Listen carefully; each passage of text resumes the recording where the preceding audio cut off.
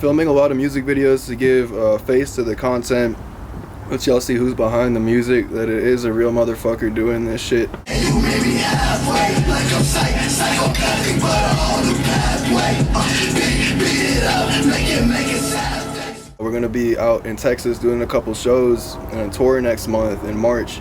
Shout out to Recharge Culture, shout out to Omen 13 and Faded Decade, and a lot of good people and great artists that are gonna be out there. The underground shit is special, and we're bringing that back. It's really been about that time. All the pieces are falling in together. It feels like I said, a lot of really good people, good hearts that are in it for the right reasons. So these are the right people to come out to a show for.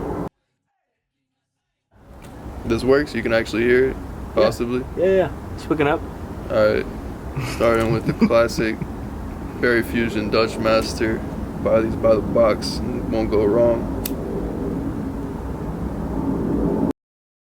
Yo, happy Valentine's Day. I just dropped an album for the first time in a good while called Seeing 3. It's a collaboration project with me and my good friend Hundro. We're both out of the Charlotte, North Carolina area, and we grew up together. He's actually the first person I started rapping with and making music with.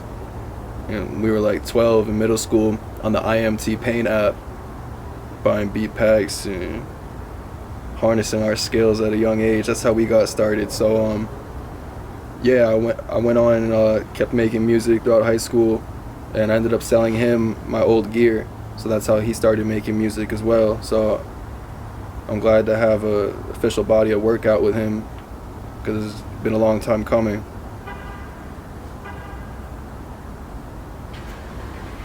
A lot of these tracks on there are a couple of years old, because I have a good habit of making a lot of music and just making more and not putting it out, not refining it, polishing up and finishing it, because I just really like making music. But the discipline is coming. All these tracks are mixed and mastered by myself, essentially, and recorded at my own studio, and the sessions facilitated by myself. I give a lot of credit to that from my days working at the Chamber Studio with my boy Neskimo, who's also featured on the tape and produced the third track, Pito Nisa, which for my homies who don't know Spanish is a female fortune teller. So yeah, you can kind of hear the vibe of that within that instrumental and that track. It's a different feel for sure, so I'm glad that's on the tape, because I do really enjoy making experimental music and just making whatever feels fun at the time. So it's cool to branch out a little bit and show people different styles that are being made up in the studio.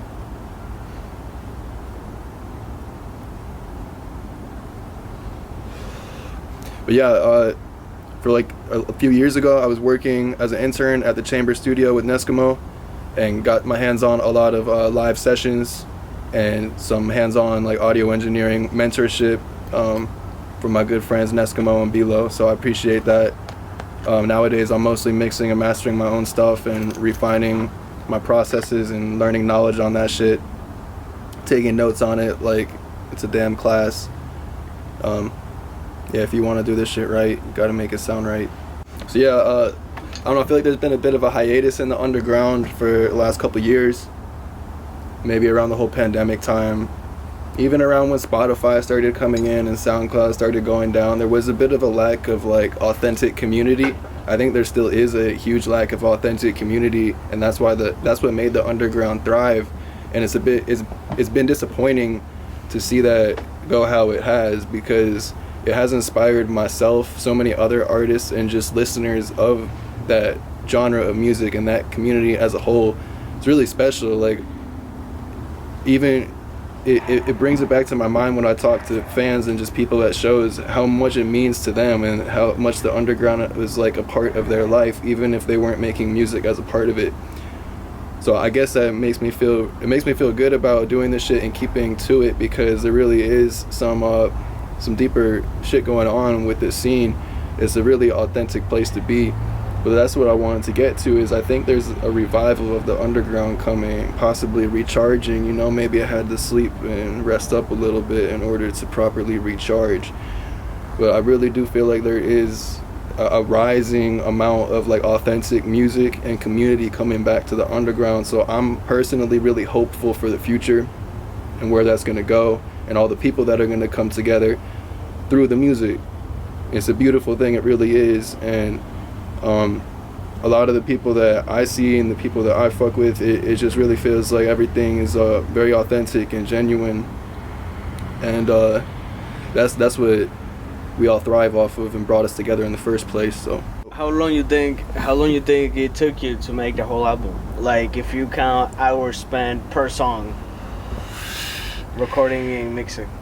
Oh man, if I wasn't still such a perfectionist and getting better at mixing, it would be a lot quicker. But I spent so damn long mixing this shit and putting off the mixes and just going back to it, revising, and still not happy with it. But that's progression, not perfection.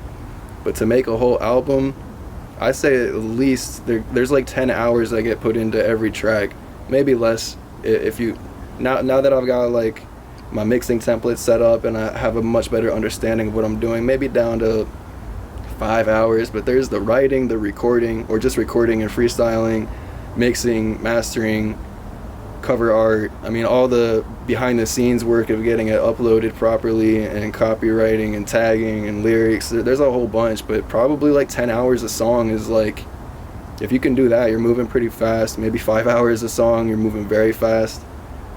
To put together an album though, it takes a fucking minute. That's the thing though, to be able to make songs in like 5 hours from start to finish, you have to be doing this shit for so many years that you are, first of all, good enough at music to be able to make something that quickly, and also that you have enough experience to get it to sound how you want to if you're not sending it off to someone else. So like, yeah, if you don't know what the fuck you're doing, these songs are gonna take you like 20 hours, fucking more probably. Easy. Yeah, easily. We've all been there, I think, but that's where you learn, in the fucking trenches of the mix session. So you'll say this one was definitely a like, how many songs you got in the album?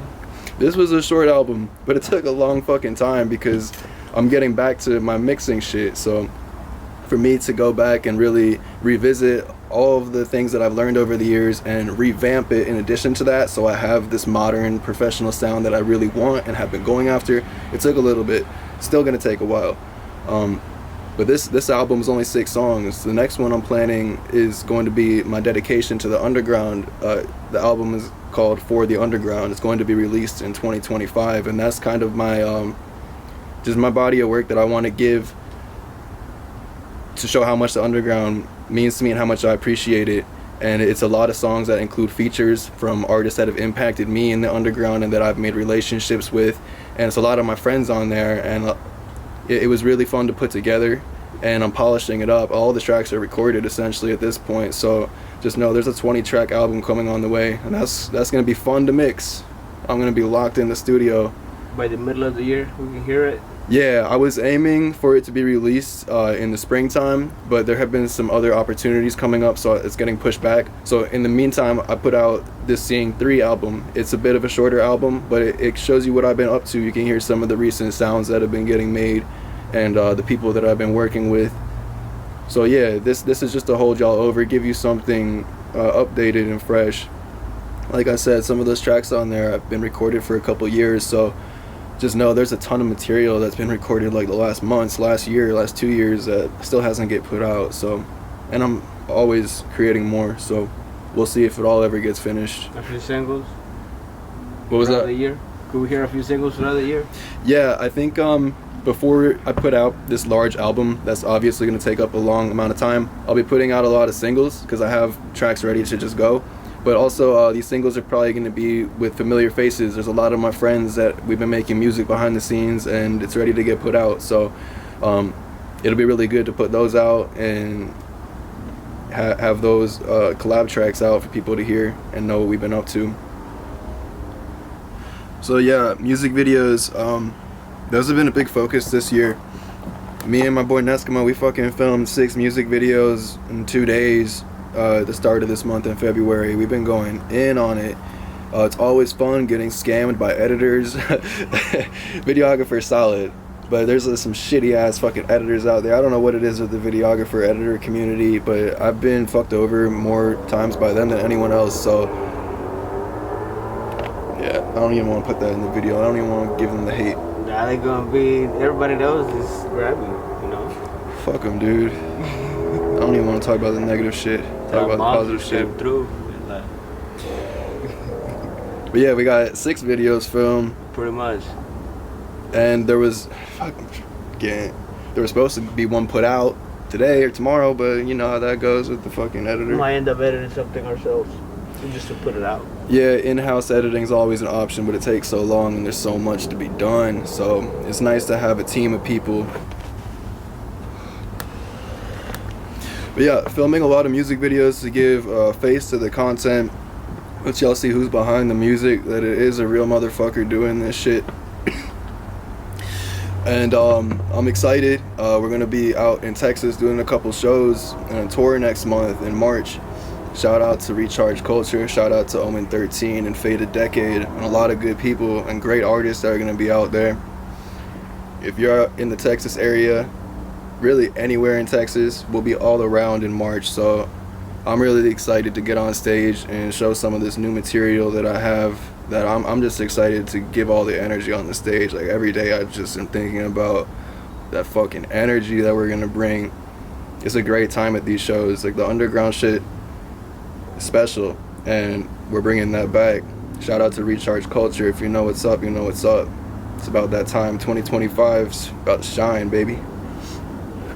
It's really been about that time. All the pieces are falling in together. It feels like I said, a lot of really good people, good hearts that are in it for the right reasons. So these are the right people to come out to a show for. This isn't like the old SoundCloud like flashy days. I mean shit, we might be shining still, we might be flashing a little bit, but this is some real authentic music, real authentic hearts behind it too. So I'm glad to be rocking with these people, but it's always love at the shows. So yeah, this is Sigil $. Thank you for checking in. Until next time. Peace.